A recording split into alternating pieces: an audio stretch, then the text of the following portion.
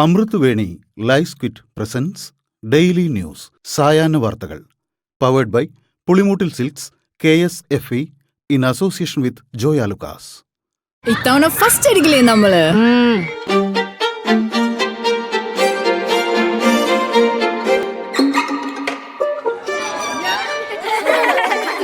കുട്ടികൾക്കൊക്കെ പെയിൻ ശല്യം ഉണ്ടാകും. അതുകൊണ്ട് ലൈസ് കിറ്റ് ഉപയോഗിച്ച് ക്ലാസ്സിൽ വരാൻ പ്രത്യേക ശ്രദ്ധിക്കണം. ലൈസ് കിറ്റ് ലൈസ് റിമൂവർ പെയിൻ ശല്യത്തിൽ നിന്നും ഉടനടി ആശ്വാസം. നമസ്കാരം, ഞാൻ പ്രവീജ വിനീത്. ഡെയിലി ന്യൂസിന്റെ സായന വാർത്തകളിലേക്ക് സ്വാഗതം. ഇന്ന് ജൂൺ 24 ചൊവ്വാഴ്ച. 12 ദിവസം നീണ്ട ഇറാൻ ഇസ്രായേൽ ഏറ്റുമുട്ടലിന് അന്ത്യമായെന്ന് റിപ്പോർട്ടുകൾ. ഇറാനും ഇസ്രായേലും തമ്മിൽ വെടിനിർത്തൽ നിലവിൽ വന്നുവെന്ന് ആദ്യം ലോകത്തെ അറിയിച്ചത് അമേരിക്കൻ പ്രസിഡന്റ് ഡൊണാൾഡ് ട്രംപാണ്. പിന്നാലെ ഇറാനും ഇസ്രായേലും വെടിനിർത്തൽ വാർത്ത സ്ഥിരീകരിച്ചു. ഇറാൻ ഇസ്രായേൽ വെടിനിർത്തൽ പ്രാബല്യത്തിൽ വന്നതായി US പ്രസിഡന്റ് ഡൊണാൾഡ് ട്രംപ് പ്രഖ്യാപിച്ചതിന് പിന്നാലെ വെടിനിർത്തൽ ലംഘനം നടന്നതായി ആരോപണം. വെടിനിർത്തൽ ലംഘിച്ച് ഇറാൻ മിസൈൽ ആക്രമണം നടത്തിയതായി ഇസ്രായേൽ പ്രതിരോധ സേന ആരോപിച്ചു. ശക്തമായി തിരിച്ചടിക്കാൻ ഇസ്രായേൽ പ്രതിരോധ മന്ത്രി ഇസ്രായേൽ കാറ്റ്സ് നിർദ്ദേശം നൽകി. വെടിനിർത്തൽ ലംഘിച്ച് ഇറാൻ വിക്ഷേപിച്ച മിസൈലുകൾ പ്രതിരോധിച്ചതായും IDF അറിയിച്ചു. അതേസമയം ഇസ്രായേലിന്റെ ആരോപണം ഇറാൻ നിഷേധിച്ചു. US പ്രസിഡന്റ് ഡൊണാൾഡ് ട്രംപിന്റെ വെടിനിർത്തൽ പ്രഖ്യാപനത്തിനിടെ ഇസ്രായേലിൽ ഇറാന്റെ മിസൈൽ ആക്രമണം. തെക്കൻ ഇസ്രായേലിൽ നടന്ന ആക്രമണത്തിൽ 4 പേർ കൊല്ലപ്പെടുകയും നിരവധി പേർക്ക് പരിക്കേൽക്കുകയും ചെയ്തു. ബീർഷെബയിലെ ഒരു അപ്പാർട്ട്മെന്റ് കെട്ടിടത്തിൽ മിസൈൽ പതിച്ചതിനെ തുടർന്ന് 3 പേർ കൊല്ലപ്പെട്ടതായി ഇസ്രായേലി അധികൃതർ അറിയിച്ചു. വെടിനിർത്തൽ പ്രഖ്യാപനം നടത്തിയെങ്കിലും ചില വിമാന സർവീസുകൾ റദ്ദാക്കുമെന്നും വഴിതിരിച്ചുവിടുമെന്നും പ്രഖ്യാപിച്ച് UAEയിലെയും മറ്റ് രാജ്യങ്ങളിലെയും വിമാന കമ്പനികൾ. വിമാന സർവീസുകളുടെ തത്സമയ വിവരങ്ങൾ നിരീക്ഷിക്കണമെന്നും യാത്രക്കാരോട് വിമാന കമ്പനികൾ ആവശ്യപ്പെട്ടിട്ടുണ്ട്. ഖത്തറിലെ US സൈനിക താവളത്തിൽ ഇറാൻ ആക്രമണം നടത്തിയതിനെ തുടർന്ന് ഇന്നലെ നിരവധി വിമാന കമ്പനികൾ സർവീസുകൾ നിർത്തിവെക്കുകയും വഴിതിരിച്ചുവിടുകയും ചെയ്തിരുന്നു. ഇതോടെ ആയിരക്കണക്കിന് യാത്രക്കാരാണ് വലഞ്ഞത്. രാജ്യത്തിന്റെ സൈനിക ശേഷി വർദ്ധിപ്പിക്കലുമായി ബന്ധപ്പെട്ട് 2000 കോടി രൂപയുടെ കരാറിന് അംഗീകാരം നൽകി പ്രതിരോധ മന്ത്രാലയം. ഡ്രോൺ പ്രതിരോധ സംവിധാനങ്ങൾ ഉൾപ്പെടെ വാങ്ങാനാണ് കരാർ. Low level light weight radar, വ്യോമാക്രമണ പ്രതിരോധ സംവിധാനങ്ങൾ, പുതിയ ഡ്രോണുകൾ ഉൾപ്പെടെ വാങ്ങും. 13 കരാറുകൾക്കാണ് അംഗീകാരം നൽകിയിട്ടുള്ളത്. അടിയന്തരമായി സേനയിലേക്ക് ഈ സംവിധാനങ്ങൾ വാങ്ങാനാണ് കരാർ. നിലമ്പൂരിൽ നടന്ന ഉപതെരഞ്ഞെടുപ്പിലെ പരാജയം സംബന്ധിച്ച് എന്താണ് സംഭവിച്ചതെന്ന് പാർട്ടി പരിശോധിക്കുമെന്ന് CPM മലപ്പുറം ജില്ലാ സെക്രട്ടറിയുടെ ചുമതലയുള്ള E. ജയൻ. 66,000-ൽ പരം വോട്ട് നേടാൻ കഴിഞ്ഞത് നിസ്സാരമല്ല. പാർലമെന്റ് തെരഞ്ഞെടുപ്പിനേക്കാൾ മികച്ച വിജയം നേടാൻ കഴിഞ്ഞു. ഭരണവിരുദ്ധ വികാരമുണ്ടായാൽ ഇങ്ങനെയല്ലല്ലോ സംഭവിക്കേണ്ടതെന്നും മൃഗീയ ഭൂരിപക്ഷം UDF നേടിയേനെയെന്നും അദ്ദേഹം കൂട്ടിച്ചേർത്തു. നിലമ്പൂരിലെ തെരഞ്ഞെടുപ്പ് വിജയത്തിന് പിന്നാലെ മുസ്ലിം ലീഗ് സംസ്ഥാന പ്രസിഡന്റ് പാണക്കാട് സാദിഖ് അലി ശിഹാബ് തങ്ങളെ കാണാനെത്തി നിയുക്ത MLA ആര്യാടൻ ഷൌക്കത്ത്. വലിയ വിജയത്തിന്റെ ആഹ്ലാദം പങ്കിടുന്നതിനു വേണ്ടിയാണ് ഷൌക്കത്ത് എത്തിയതെന്നും വളരെ സന്തോഷമുണ്ടെന്നും ഒറ്റക്കെട്ടായി പ്രവർത്തിച്ചതിന്റെ വിജയമാണിതെന്നും സാദിഖ് അലി ശിഹാബ് തങ്ങൾ പ്രതികരിച്ചു. ജമാഅത്തെ ഇസ്ലാമി ബന്ധമല്ല CPMന്റെ RSS ബന്ധമാണ് നിലമ്പൂരിൽ UDFന് തുണയായതെന്ന് ലീഗ് നേതാവ് MK മുനീർ. ഗോവിന്ദൻ മാഷോട് നന്ദിയുണ്ട്. ജമാഅത്തെ ഇസ്ലാമിയുമായി സഖ്യമില്ല. സർക്കാർ വിരുദ്ധ വികാരമാണ് നിലമ്പൂരിൽ കണ്ടത്. ജമാഅത്തെ ഇസ്ലാമിയുമായി UDF വേദി പങ്കിട്ടില്ല. ജമാഅത്തെ ഇസ്ലാമിയെ ലീഗ് ന്യായീകരിക്കുന്നില്ലെന്നും അദ്ദേഹം വ്യക്തമാക്കി. ഉപതെരഞ്ഞെടുപ്പിലെ കോൺഗ്രസ് വിജയത്തിന് PV അൻവറിന്റെ സ്ഥാനാർത്ഥിത്വം ഗുണം ചെയ്തെന്ന് Malappuram DCC president VS Joy പറഞ്ഞു. ഇടത് വോട്ടുകൾ അൻവർ ചോർത്തി അമരമ്പലം ഉൾപ്പെടെയുള്ള ശക്തി കേന്ദ്രങ്ങളിൽ LDFന് തിരിച്ചടിയായത് അൻവറിന്റെ സാന്നിധ്യം തന്നെയാണ് എന്നും അദ്ദേഹം കൂട്ടിച്ചേർത്തു. നിലമ്പൂർ ഉപതെരഞ്ഞെടുപ്പിൽ കണ്ടത് ഭരണവിരുദ്ധ വികാരമെന്ന് വിജയിച്ച UDF സ്ഥാനാർത്ഥി ആര്യാടൻ ഷൌക്കത്ത്. UDFന്റെ തിരിച്ചുവരവിന് തുടക്കമാണ് നിലമ്പൂരിൽ കുറിച്ചത്. പ്രതീക്ഷിച്ച ഭൂരിപക്ഷം തന്നെയാണ് ലഭിച്ചതെന്നും ആര്യാടൻ ഷൌക്കത്ത് പ്രതികരിച്ചു. തദ്ദേശ തെരഞ്ഞെടുപ്പിലും നിയമസഭാ തെരഞ്ഞെടുപ്പിലും UDF വൻ വിജയം നേടുമെന്നും അദ്ദേഹം കൂട്ടിച്ചേർത്തു. LDFന്റെ പരാജയവും UDFന്റെ വിജയവും തങ്ങൾക്ക് കൂടി ആഘോഷിക്കാനുള്ളതാണെന്ന് സംഘപരിവാരവും ഇസ്ലാമിക സംഘപരിവാരവും ഒരുമിച്ച് തെളിയിക്കുകയാണെന്ന് നിലമ്പൂരിൽ പരാജയപ്പെട്ട LDF സ്ഥാനാർത്ഥി M. സ്വരാജ്. ഒരു കമ്മ്യൂണിസ്റ്റ് എന്ന നിലയിൽ തെരഞ്ഞെടുപ്പിൽ പരാജയപ്പെടുമ്പോഴും ആഹ്ലാദിക്കാൻ ഇതിൽ പരം എന്തുവേണമെന്നും സ്വരാജ് ചോദിക്കുന്നു. പരാജയത്തിനിടയിലും ചില ആഹ്ലാദങ്ങൾ എന്ന തലക്കെട്ടോടെയാണ് സ്വരാജിന്റെ ഫേസ്ബുക്ക് പോസ്റ്റ്.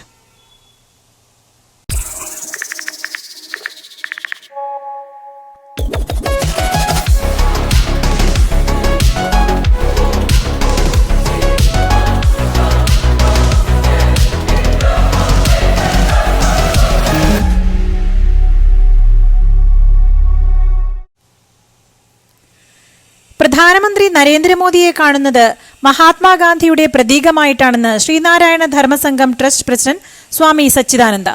മഹാത്മാഗാന്ധി ശ്രീനാരായണ ഗുരു കൂടിക്കാഴ്ചയുടെ ശതാബ്ദി ആഘോഷത്തിൽ സംസാരിക്കുകയായിരുന്നു അദ്ദേഹം. അഹമ്മദാബാദ് വിമാന ദുരന്തത്തിൽ മരിച്ച മലയാളി നഴ്സ് രഞ്ജിതയുടെ മൃതദേഹം ജന്മനാട്ടിലെത്തിച്ചു.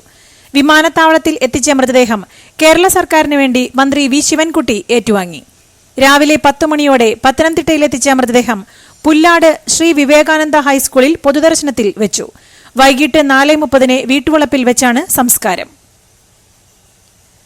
വിവാഹിതയാകുന്നത് IT മേഖലയിൽ പ്രൊമോഷൻ ഉൾപ്പെടെയുള്ള കാര്യങ്ങളെ പ്രതികൂലമായി ബാധിക്കുന്നതായി ജീവനക്കാരുടെ തുറന്നുപറച്ചിൽ.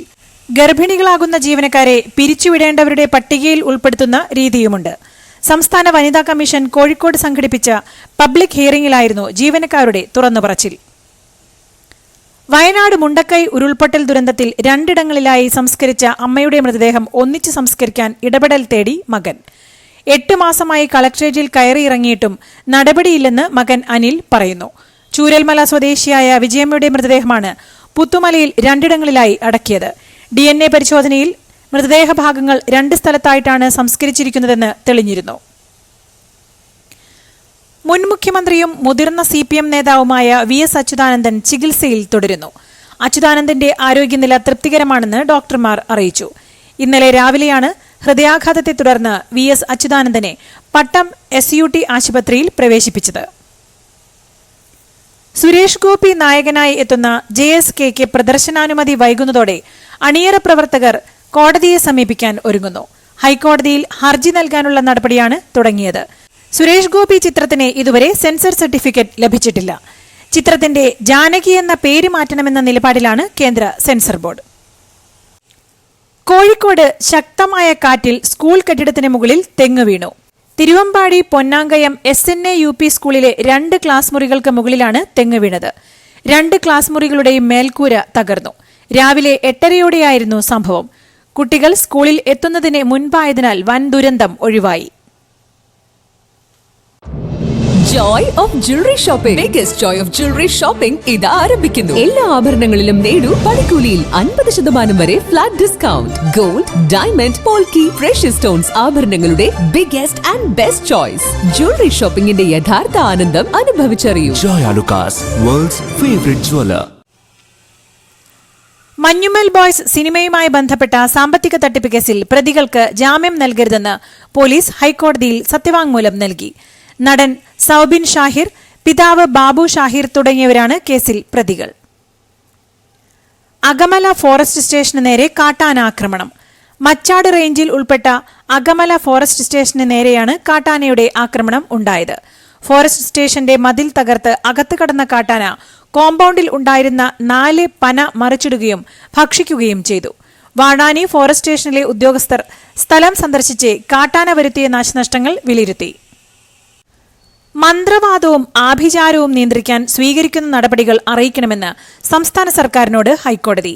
KT തോമസ് കമ്മീഷൻ റിപ്പോർട്ടിന്റെ അടിസ്ഥാനത്തിൽ നിയമനിർമ്മാണം പരിഗണനയിൽ ഇല്ലെന്ന് സർക്കാർ അറിയിച്ച പശ്ചാത്തലത്തിലാണ് നിർദ്ദേശം. കണ്ണൂർ കായലോട് ആൾക്കൂട്ട അതിക്രമത്തെ തുടർന്നുള്ള യുവതിയുടെ ആത്മഹത്യയിൽ പ്രതികളായ 2 SDPI പ്രവർത്തകർ വിദേശത്തേക്ക് കടന്നതായി സൂചന. യുവതിയുടെ ആൺസുഹൃത്തിനെ മർദ്ദിച്ച കേസിലെ പ്രതികളായ സുനീർ, സക്കറിയ എന്നിവരാണ് വിദേശത്തേക്ക് കടന്നിരിക്കുന്നത്. പ്രതികൾക്കായി ലുക്കൌട്ട് നോട്ടീസ് പുറത്തിറക്കിയതായി പോലീസ് വ്യക്തമാക്കി.